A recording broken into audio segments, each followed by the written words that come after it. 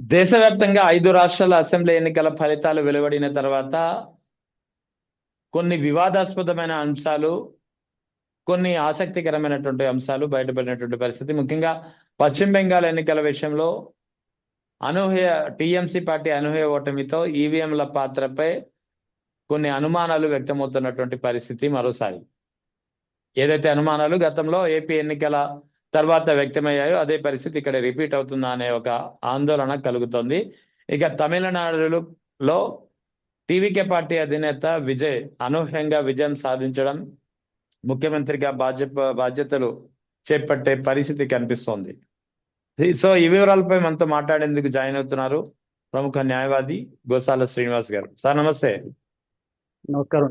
Sir ఎలా చూడాలి? ముందు వెస్ట్ బెంగాల్ గురించి మాట్లాడదాం. West Bengal elections TMC party వస్తుందని చెప్పి ఎగ్జిట్ పోల్స్ మాక్సిమం అభిప్రాయపడితే అనూహ్యంగా బీజేపీ అధికారంలోకి వచ్చింది. అదే సమయంలో రెండవ దశ పోలింగ్ 29వ తేదీన జరిగిన తర్వాత అర్ధరాత్రి ఈవీఎం స్ట్రాంగ్ రూమ్ల వద్ద సిబ్బంది ఎవరు ఉండకూడదని చెప్పి నిబంధన ఉన్న అర్ధరాత్రి దాటిన తర్వాత అక్కడ సిబ్బంది ఈవీఎంలు ఓపెన్ చేస్తున్నట్టుగా సీసీటీవీ ఫుటేజ్ వైరల్ అయింది. మమతా బెనర్జీ ముఖ్యమంత్రి హోదాలో నేరుగా అక్కడికి చేరుకొని హల్చల్ చేసినటువంటి పరిస్థితి. సో ఓవరాల్ గా పశ్చిమ బెంగాల్ ఎన్నికల ఫలితాల తర్వాత ఈవీఎంల పాత్రపై అనుమానాలు మరోసారి పెరుగుతున్నటువంటి పరిస్థితి. దీనిపై మీరు ఏం చెప్తారు? పశ్చిమ బెంగాల్ గతంలో ఎప్పుడో సిద్ధార్థ శంకరయ్య గారు ముఖ్యమంత్రిగా ఉండగా, అంటే 77 పూర్వం, 71 ఆ ప్రాంతాలు, 70 అంతకుముందు ఎమర్జెన్సీ ముందు కాంగ్రెస్ విడిపోయినప్పుడు 70లో కాంగ్రెస్, అంటే ఇందిరా కాంగ్రెస్, సంస్థాగత కాంగ్రెస్ విడిపోయిన తర్వాత అక్కడ ఎన్నికలు ఎప్పుడు సజావుగా జరగలేదు. అది ఒక ప్రధానంగా అక్కడ మొదటి నుంచి కూడా ఒక రాడికల్ టెండెన్సీ.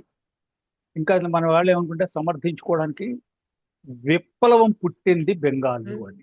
విప్లవకారులు అందరూ కూడా బెంగాల్లోనే ఉండేవారని, క్రాంతికార్ అంటూ ఉండేవారు. బెంగాల్ క్రాంతికార్. అవునవును, మావోయిస్ట్ పార్టీ నేపథ్యం కూడా అక్కడి నుంచే కదా వచ్చేది. అక్కడి నుంచి వచ్చింది. కానీ అక్కడ ఒక ప్రజాస్వామికమైన పద్ధతిలో ప్రభుత్వాలు ఎన్నిక కావడం అన్నది నాకు ఊహ వచ్చాక, నాకు జ్ఞానం వచ్చాక, నేను రాజకీయాల్ని అధ్యయనం చేయడం, అంటే కూలంకషంగా ఒక క్లీన్, దాన్ని ఉంటారు పరిశీలన, నా పరిశీలన నేను చేస్తున్నప్పుడు సిద్ధార్థ శంకరయ్య గారి సమయంలో కూడా అక్కడ రాజకీయ పార్టీ ఎవరో నామినేషన్ ఇస్తే కొట్టి తీసుకెళ్ళిపోయేవారు. నామినేషన్ వేయడానికి వీల్లేదు, కిడ్నాప్ చేసేసేవారు. బూత్ క్యాప్చరింగ్ అన్న మొట్టమొదటి విన్నది ఎక్కడంటే బెంగాల్. అటు బెంగాల్, అటు బీహార్. ఈ రెండు కూడా కల్చరల్ గా, అంటే క్రిమినలైజేషన్ ఆఫ్ పాలిటిక్స్ అన్నది మొట్టమొదటిసారిగా వినేది ఇక్కడ. మీకు జయప్రకాష్ నారాయణ గారు లోక్నాయక్ జయప్రకాష్ నారాయణ గారు ఉద్యమం సంపూర్ణ విప్లవం, మీకు వినే ఉంటారు, సంపూర్ణ విప్లవం. అక్కడి నుంచి ప్రారంభమైంది బీహార్ అండ్ బెంగాల్. కాబట్టి 1977 జ్యోతిబాస్ అవిచ్ఛిన్నంగా 77 దాకా దగ్గర 20 సంవత్సరాల పైన ఆయన ముఖ్యమంత్రిగా కమ్యూనిస్ట్ పార్టీ సిపిఐఎం అక్కడ రాజ్యం నడిచింది. సిపిఐఎంకి మావోయిస్టులకి చెడిపోయింది. 77కి వచ్చేవాడు బాగా చెడిపోయింది. కిషన్జీ అక్కడ నాయకత్వం వహించేవాడు. కరీంనగర్ ముద్దుబిడ్డ. అక్కడ మమతా బెనర్జీ గారు కాంగ్రెస్ నుంచి బయటకు వచ్చింది. కాంగ్రెస్ నుంచి ఎందుకు బయటకు వచ్చింది? సోనియా గాంధీతో విభేదించి బయటకు వచ్చింది. సోనియా గాంధీ విభేదించి తృణమూల్ కాంగ్రెస్ అనే పార్టీ పెట్టుకుని, అంతకుమిత్తం సెక్రటరియట్కి వెళ్తే ఆవిడకి అవమానం జరిగింది. మళ్ళీ నేను ముఖ్యమంత్రి వచ్చే వరకు సెక్రటరియట్కి రానంది ఆవిడ. ఆ విధంగా శపథం చేసి ఆవిడ ఎన్నికల్లో 2011లో ఆవిడ నెగ్గింది మొట్టమొదటిసారి. అక్కడి నుంచి ఇప్పటిదాకా మొన్న ఎన్నికలు చూద్దాం. ఇప్పుడు ఏమంటే 2026కు పూర్వం 2021 ఎన్నికలు అనకూడదండి. 21 ఎన్నికలని ఎవరు నిర్వచించలేరు. ప్రజాస్వామ్యవాదులు ఎవ్వరు నిర్వచించలేరు. బూత్ క్యాప్చరింగే కాదు, ప్రచారం చేసుకుంటుంటే ఇంటి డోర్ టు డోర్ క్యాంపెయిన్ చేసుకుంటే కొట్టారు. ఆడపిల్లల్ని ఎత్తుకెళ్ళిపోయారు. సామూహిక మానభంగాలు జరిగాయి, చంపేశారు, హత్యలు జరిగాయి. ప్రజాస్వామ్యం పట్టపగలు కూని అయింది ఎక్కడంటే 2011 పశ్చిమ బెంగాల్లో. పశ్చిమ బెంగాల్కి నేపథ్యం చూసినట్టయితే Rabindranath Tagore where the mind is without fear అవును ఆయన అవును గీతాంజలిలో ప్రవచించినటువంటి పాట. ఎక్కడ మనస్సు Where the mind is నిర్భయంగా ఎక్కడ మనస్సు ఆ, నిర్భయంగా ఉంటుందో అటువంటి స్వేచ్ఛా లోకంలోకి తండ్రి నా దేశాన్ని మేల్కొనేట్టు అనుగ్రహించు అని చెప్పి. ఆ, ఆ, బాగా జ్ఞాపకం చేశారు, బాగా చక్కగా. భీతి లేక మనిషి ఎచ్చట శరము నెత్తి నిలుచును, తనివి తీర మనుషులందరికీ జ్ఞానశుద్ధలు దొరుకుతాయో, ఎక్కడైతే అడ్డుగోడ లేని సమాజం ఎచ్చట నిలుస్తుందో వర్ధిల్లుతుందో, బురదల్లోంచి వచ్చేటంటే సత్యం ఎక్కడైతే ప్రజ్వలిస్తుందో వికాసవంతం అవుతుందో, యా ఇటువంటి స్వర్గసీమకి నన్ను తోడుకుని పోవు నాయన ప్రభువా అని రవీంద్రనాథ్ ఠాగూర్ పుట్టినటువంటి స్థానం బెంగాల్. వివేకానంద స్వామి పుట్టిన స్థానం బెంగాల్. భయం అన్నది లేదు, భయమే నీకు శాపం, భయమే పాపం, భయమే నిన్ను ఈ జాతిని నిర్వీర్యం చేస్తుంది. భయం లేకుండా ఉండాలి, నిర్భయంగా ఉండాలి అన్నది వివేకానందుడు ప్రవచించిన విషయం, సూక్తి, సిద్ధాంతం.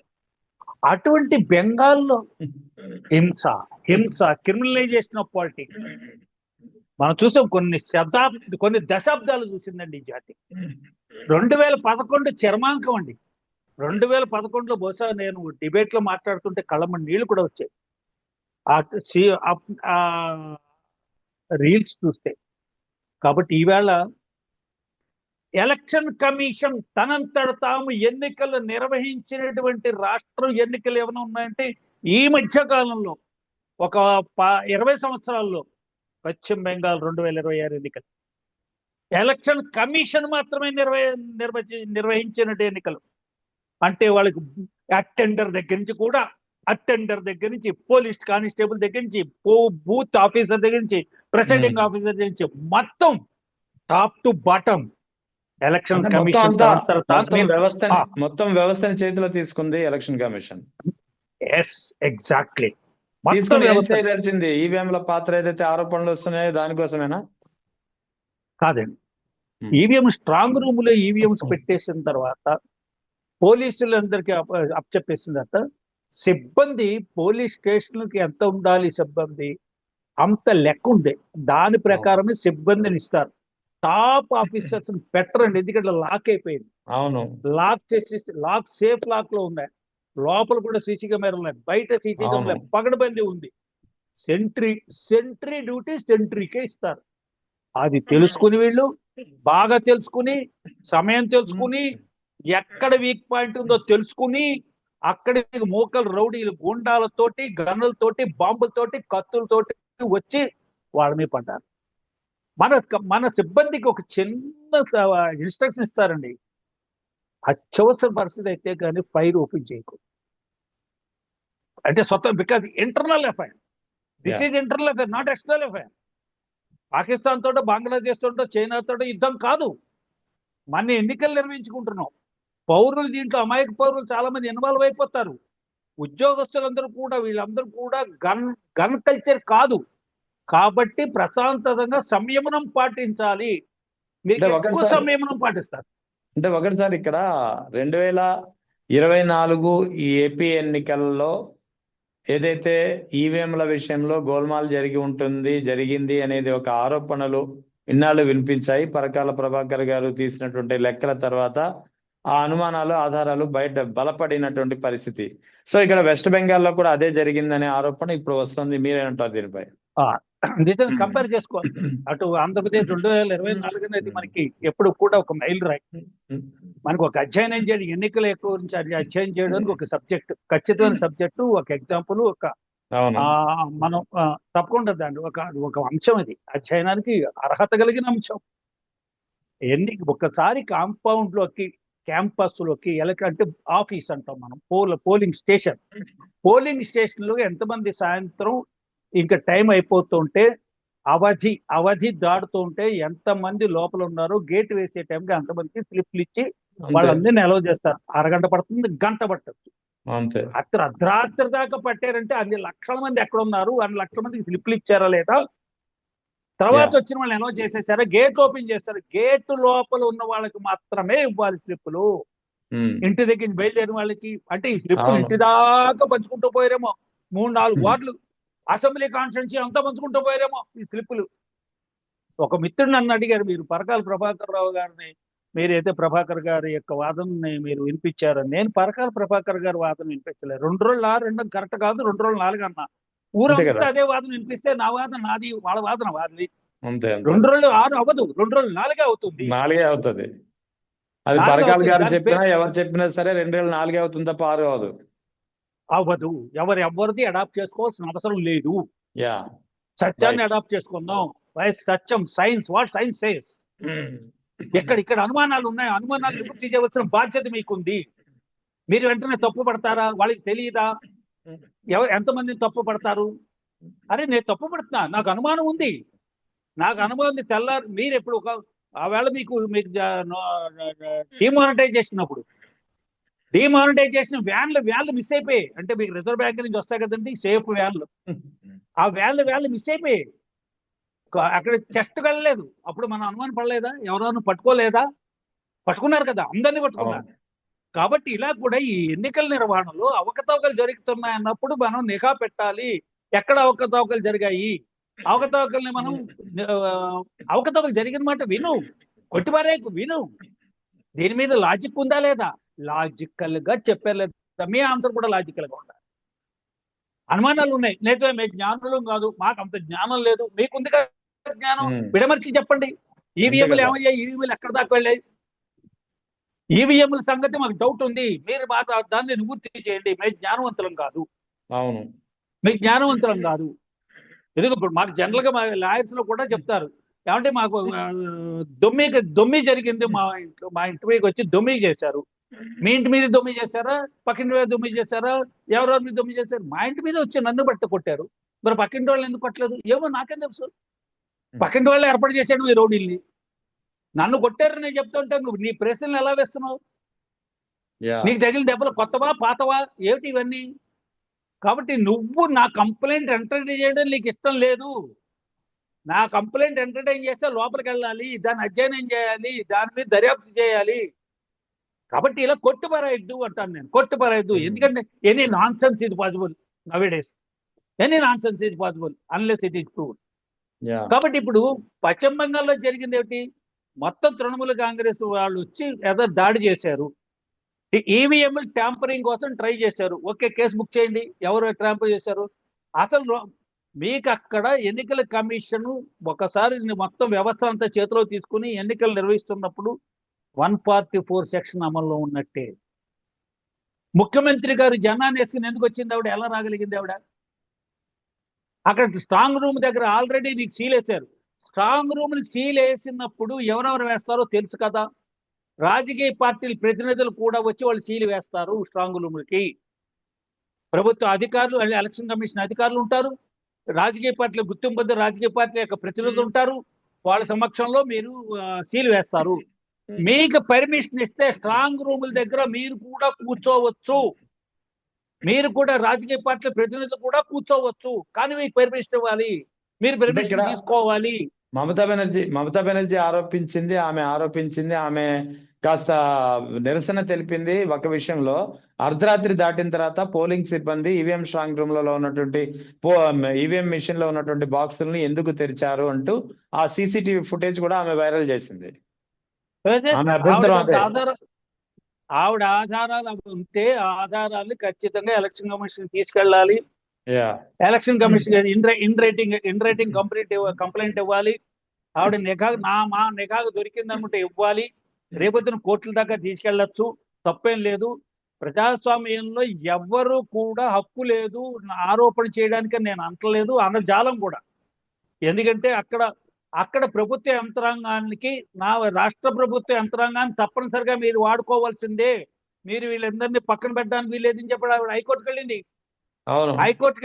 ఆ ఎలక్షన్ కమిషన్ ఒకసారి ఎన్నికలు నిర్వహిస్తున్నప్పుడు the chief of the state executive election commissioner, chief of the total administration election commissioner, ఆయన ఎవరిని అట్టబెట్టుకోవాలి, ఎవరిని తీసేయాలి ఆయనే నిర్వహిస్తాడు. మన ఆంధ్రప్రదేశ్ లో 2019లో కూడా జరిగింది ఇదే అనుకుంటా.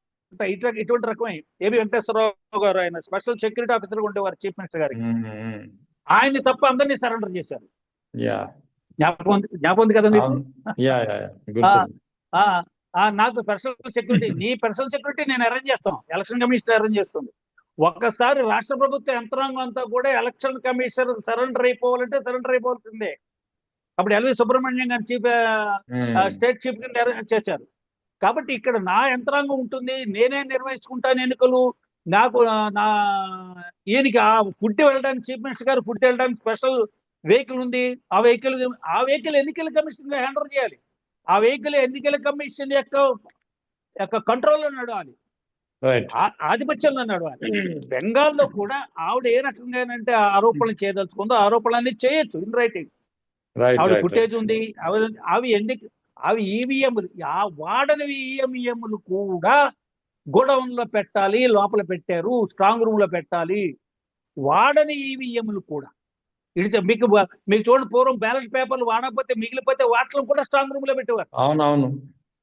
అన్ని మొత్తం మెటీరియల్, ఇంకు బాటిల్, మొత్తం పెన్ను, పెన్సిల్ అన్ని ఏం వాడారు అన్ని ఎవ్రీథింగ్ స్ట్రాంగ్ రూమ్ లో కంట్రోల్లోకి వెళ్ళిపోవాల్సిందే. కాబట్టి అటువంటి ఏమైనా జరిగితే ఈవేళ మొత్తం ప్రపంచ నిఘా సంస్థలు, ప్రపంచ మీడియా బెంగాల్కి వచ్చి దాన్ని ఏమంటారు, ఈ ఒక డాగను వేసేయండి.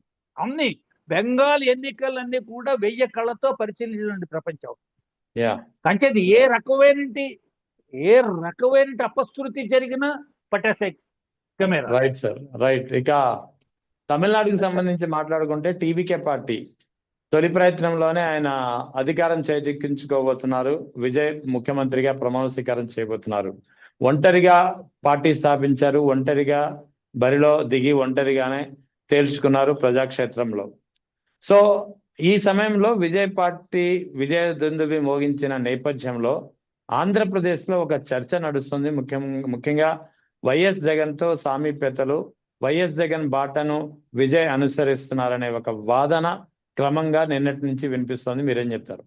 రాజకీయం అంటే ప్రజాక్షేత్రంలో నాయకుడు ఎలా ఉండాలి, ఎలా ఉంటే మంచిది, ఏ రకంగా ఉండాలన్న దానికి ఒక రాజకీయ పార్టీ స్థాపించి క్షేత్రంలోకి వెళ్ళిన వ్యక్తికి అంతకుముందు రాజకీయ పార్టీలు, రాజకీయ నాయకులు ఏ విధంగా వ్యవహరించారు అనేది ఒక మార్గదర్శకం ఉంటుంది.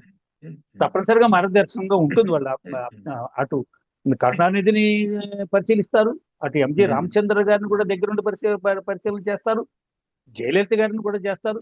ఈనాటి అక్కడ అన్నాదురై దగ్గర నుంచి నాయకులు ఏ విధంగా వాళ్ళకి గంభీరంగా ఉండేవారు, వారి వ్యక్తిత్వం ఉండేది, వాళ్ళకి పర్సనాలిటీని డెవలప్ చేశారు, ప్రజలతో సింగిల్ గా పోటీ చేసే విషయంలో సింహం lion is single where there is so many jackals and animals are there in jungle, but lion is the only single animal అని చెప్పి విజయ్ అప్పుడు జగన్ చెప్పినటువంటి మాటల్ని ఈయన రిపీట్ చేసినటువంటి పరిస్థితి. ప్రజాక్షేత్రంలోకి వెళ్ళి ఎతనైతే రాజకీయ క్షేత్రంలోకి వెళ్ళిన ప్రతి మనిషి ప్రజలకి విశ్వాసం కలిగించాలి, విశ్వసనీయత కలిగించాల్సిందే ఈ విధంగానండి. Yes, is contesting in all seats, is single. ఈయన ఎవరితో ఎలెన్స్ పెట్టుకోలేదు అనేప్పటికీ ఆ వ్యక్తి మీద విశ్వసనీయత, సామాన్యులు ఎవరైతే మార్పు కోరుకుంటున్నారో, ఎవరైతే చేంజ్ కోరుకుంటున్నారో, బెంగాల్లో కూడా మమతా బెనర్జీ నెగ్గడానికి కూడా 2011లో ఇదే ప్రకారం.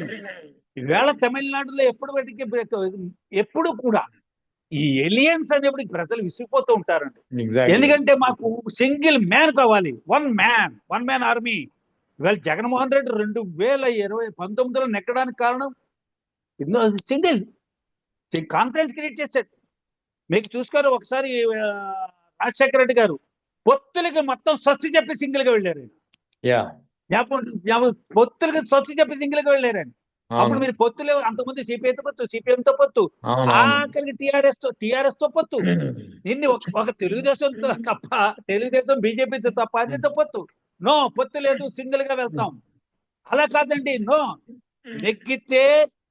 నెగ్గినా ఓడిపోయినా బాధ్యత నాది అన్నాడు. ఓపెన్ గా డిక్లేర్ చేశారు, it is me fighting single అన్నప్పుడు ప్రజలకి కావాల్సినది నాయకుడు, అటువంటి నాయకుడు కావాలి. ప్రజలు అటువంటి నాయకుడిని విశ్వసిస్తారు. బికాజ్ విసిగిపోయి ఉన్నారండి, ప్రయోగాలతో విసిగిపోయి ఉన్నారు. అటు డిఎంకే ఇటు ఏఐడిఎంకే ఈ మిశ్రమతలు ఎలియన్స్లు ఈ మిక్సర్లు ఆయారాం గయారాములు మళ్ళీ ఇక్కడి నుంచి అక్కడి నుంచి ఆ పార్టీలోకి ఈ పార్టీలోకి ఈ పార్టీలోకి ఇదంతా ఈ ఆయారం గయారాములు. సింగిల్ మ్యాన్ అతను ఎవరు? అతను విజయ్. అవును. అతను జోసెఫ్. అతను తన పార్టీని మొత్తం పార్టీని రాజకీయ క్షేత్రంలో యుద్ధానికి ఈ చదరంగం ఆడడానికి యుద్ధానికి సంసిద్ధం చేశాడు ఆయన. ఆ నాయకత్వంలో ఒక కాన్ఫిడెన్స్ క్రియేట్ చేయగలిగాడు ప్రజలకి. Yes, is going to won the elections. ఎప్పుడు వచ్చిందండి? సొంతంగా డిక్లేర్ చేసుకున్నప్పుడు, సొంతంగా ఎన్నికలకు వెళ్ళినప్పుడు. అతను పోటీ చేసినప్పుడు సామాన్యులందరికీ టికెట్లు ఇచ్చాడు. అతి సామాన్యులందరికీ. ఇక్కడ ముదిరిపోయిన సరుకులకి ఎవరికి ఇవ్వలేదు. ఇక్కడ నుంచి దాన్ని ఏమంటారు, డిస్కార్డెడ్ మెటీరియల్కి ఎవరికి ఇవ్వలేదు. డిస్కార్డెడ్ మెటీరియల్ అక్కడ ఎవరికి లేదు. కాబట్టి ఇలాగా చాలా ప్రయోగాలు, అంటే కమల్ హాసన్ ప్రయోగాలు చేస్తుంటాడు, అస్మాన్ ప్రయోగాలే, అలాగే అందరి ప్రయోగాలు చేద్దాం అనుకుని పాపం రజనీకాంత్ ధైర్యం చేయలేక అతను ఉండిపోయాడు. కాబట్టి తమిళనాడుకి చాలా సంవత్సరాల తర్వాత ఎంజి రామచంద్రన్ లాగా ఒక ఎంజి రామచంద్రన్ ద్రవిడ కజ్జిగంతో ద్రవిడ కజ్జిగం పార్టీ డీకే పార్టీతో విభేదించి బయటకు వచ్చి సింగిల్ గా ఆర్మీని తయారు చేశాడు. A single army, a single regiment. That is the confidence ఈ క్రియేటెడ్ మిస్టర్ రామచంద్ర. మళ్ళీ అదే పద్ధతిలో ఈవేళ ఈ విజయ్ ఎవరైతే ఉన్నారో అతను ఒక కాన్ఫిడెన్స్ క్రియేట్ చేశాడు. ప్రజలు విసిగిపోయిన ప్రజలు, ప్రత్యామ్నాయాన్ని కోరుకునే ప్రజలు, మార్పు కోరుకునే ప్రజలకి ఇంత డైనమిక్ లీడర్షిప్ మాత్రమే ఆల్టర్నేటివ్ గా కనిపిస్తుందండి, ప్రత్యామ్నాయంగా. అయితే ఇక్కడ విజయం తర్వాత ఆంధ్రప్రదేశ్ లో ముఖ్యంగా జన సైనికుల్లో ఒక మూమెంట్ కనిపిస్తుంది. జన సైనికుల నుంచి పవన్ కళ్యాణ్ పై ఒక ఒత్తిడి పెరుగుతోంది. అక్కడ తమిళనాడులో విజయ్ పార్టీ స్థాపించి తొలి ప్రయత్నంలోనే అధికారంలోకి తీసుకొచ్చారు. ఇంకా విజయ్కి లేని అడ్వాంటేజ్ పవన్ కళ్యాణ్కి ఉంది. అది కాపు సామాజిక వర్గమైనటువంటి బలం. అది విజయ్కి లేదు, ఇక్కడ పవన్ కళ్యాణ్కి ఉంది. ఈవెన్ దో మీరు ఏమో పదే కూటమితో పొత్తులతో పోతున్నారు. చంద్రబాబు నాయుడిని మరో 15 ఏళ్ళు సీఎం గా కావాలని కోరుకుంటున్నారు. సో ఇది ఎంతవరకు సమంజసం అనే ఒక ఒత్తిడి, ఒక డిమాండ్ అనుకోవచ్చు, ఒత్తిడి అనుకోవచ్చు, ఒక కోరిక అనుకోవచ్చు. ఇది క్రమంగా జన సైనికుల నుంచే కాకుండా కాపు సామాజిక వర్గం నుంచి కూడా, అంటే నిన్నటి ఎపిసోడ్ తర్వాత పెద్ద ఎత్తున వినిపిస్తోంది. దీన్ని ఎలా చూడాలి? కరెక్ట్ అండి, చక్కగా మాట చెప్పారండి. ఒక రాజకీయ పార్టీ తన రాజకీయ పార్టీ అభిమానులు, ఫాలోవర్స్ లేదా ఓటర్లు ఏ పార్టీకి చెందిన ప్రజల అభీష్టం ఏంటి, ప్రజల యొక్క ఆలోచన ఏంటి, ప్రజలు ఏం ఆలోచిస్తున్నారు, ప్రజల మనస్సును చూరుకొని పనిచేయాలి. మీరు ఎలా పొండి నేను అన్నీ అన్నారు. ఇష్టం వస్తే ఉండి, ఇష్టం లేకపోతే పొండి. రాజకీయ నాయకుల లక్షణం కాదు. రాజకీయ నాయకుల లక్షణం కాదు. అందరితో చర్చించేస్తాను. అందరితో చర్చించుకోకుండా ఢిల్లీ వెళ్ళి పార్టీని కాంగ్రెస్ లో మెర్జీ చేసేసినప్పుడు మళ్ళీ నాయకత్వం ఆ పవన్ కళ్యాణ్ నాయకత్వాన్ని అంగీకరించడం నిజంగా ఒక ఆశ్చర్యం. ఎందుకంటే వీళ్ళు సాహసం చేయలేరు, ధైర్యం చేయలేరు. రాజకీయ క్షేత్రంలో సాహసాలు కావాలి, ధైర్యం కావాలి, త్యాగాలు కూడా కావాలి.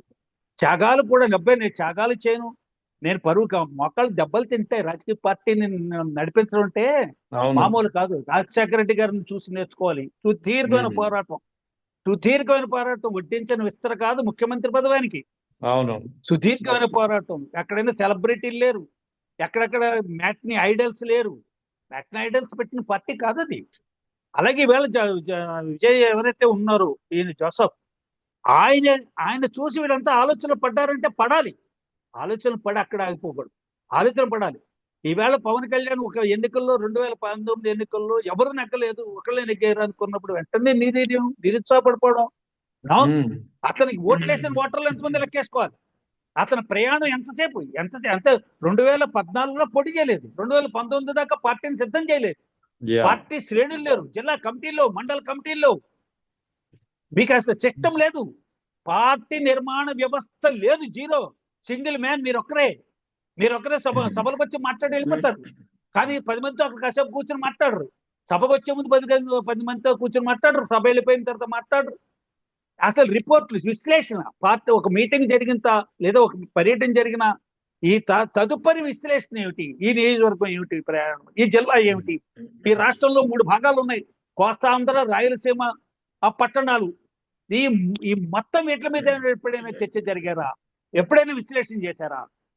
మీరు నిజమే విజయ్ జోసఫ్ గారిని చూసిన తర్వాత మీలో ఒక చర్చను రావచ్చు. మీరు ఈ మధ్య కాలం దాకా ఎప్పుడైనా మీ పార్టీ శ్రేణుల అభిప్రాయం కానీ, పార్టీ కార్యకర్తల అభిప్రాయం కానీ, పార్టీలో సెకండ్, రెండవ శ్రేణి, ద్వితీయ శ్రేణి, తృతీయ శ్రేణి ఎక్కడైనా ఉన్నారా? వాళ్ళని ఎప్పుడైనా చర్చిస్తున్నారా?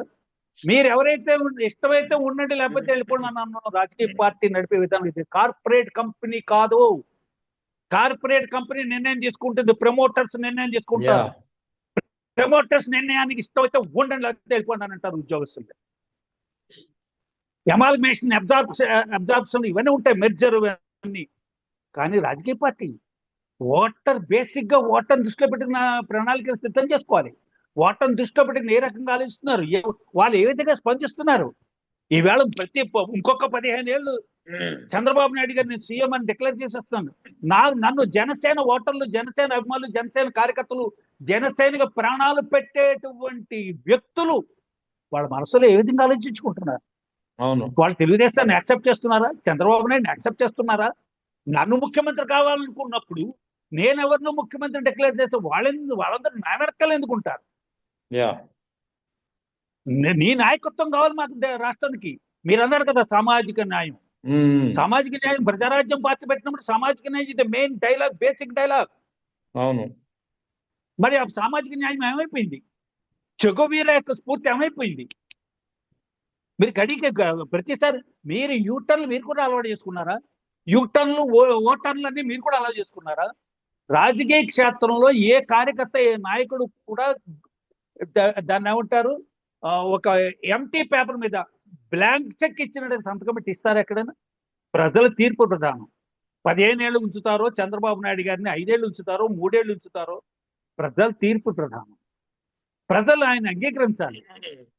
మరి 5 సంవత్సరాలకి ఆయనకి అధికారం ఇస్తే 1 సంవత్సరం ముందే అసెంబ్లీని రద్దు చేసేశారు ఆయన. ఒకప్పుడు అలిపిరి సంఘటన సందర్భంలో రద్దు చేసి ఎన్నికలు వెళ్ళారు, బొర్ల పడ్డారు. ఇవాళ మీరు ఏ రకంగా 15 సంవత్సరాలు కనేస్తారు? మీ పార్టీకే సరి అయిన నిర్మాణం లేదు. మీ పార్టీలో మీ మాటని క్యారీ చేసే వాళ్ళు ఎవరు లేరు కింద దాకా. మీరు కన్విన్స్ చేయలేదు, రుద్దారు. చూడండి, మీరు ఉంటే ఉండండి, లేకపోతే వెళ్ళిపోండి అన్నారు. అవును. మీరు అంత ధైర్యాన్ని ఇవ్వలేరండి మీరు. తర్వాత ప్రతిపక్ష నాయకుడిని శత్రువుగా చూడడం అనేది ప్రజాస్వామ్య వ్యవస్థలో లేదండి. ఎన్నికల దాకానే వైరం, రాజకీయ వైరం ఎన్నికలు ముగిసిపోవాలి. రాష్ట్ర అభివృద్ధి సిద్ధాంతము అందరూ కలిసి పనిచేయాలి. అదే అక్కడ ఆ కల్చర్ ఏదండి ఆంధ్రప్రదేశ్లో?